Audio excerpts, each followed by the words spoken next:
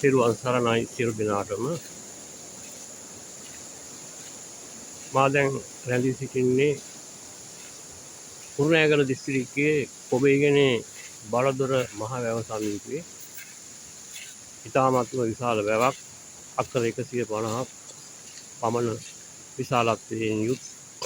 ඒ වගේම කුඹුරු අක්කර 200කට වැඩි වපසරියක් තිබෙන මේ වැව මේ වන විට සැල්වීනියා වලින් ගොඩ වෙමින් පවතිනවා.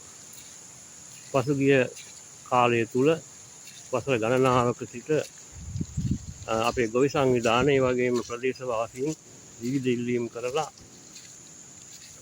වැව සංවර්ධනය කරන්න කටයුතු කළත්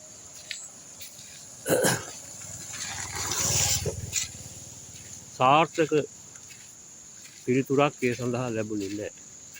වරින් වර පොඩි ක්‍රියාකාරකම් කළත් සාර්ථකව වැව සංවර්ධනය වුණේ නැහැ.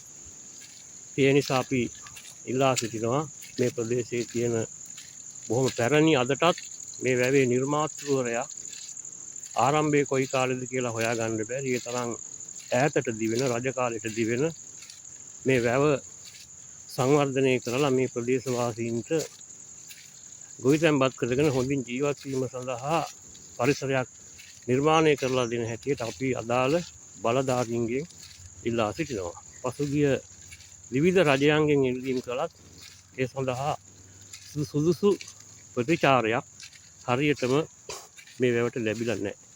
ඉතින් ඒක කනගාටුදායක තත්ත්වයක්. ඒ නිසා අපි මේ වර්තමාන රජයෙන් ඉල්ලා සිටිනවා මේ වැව ගැන ලොකු උනන්දුවක් දක්වලා මේ දර්ශනීය බොහොම ලස්සන මේ ප්‍රදේශයේ මේ වැව සංවර්ධනය කරලා දුන්නොත් විශාල පිරිසකට දහස් ගානකට ජීවත් වීමේ ඉඩකඩ ලැබෙනවා.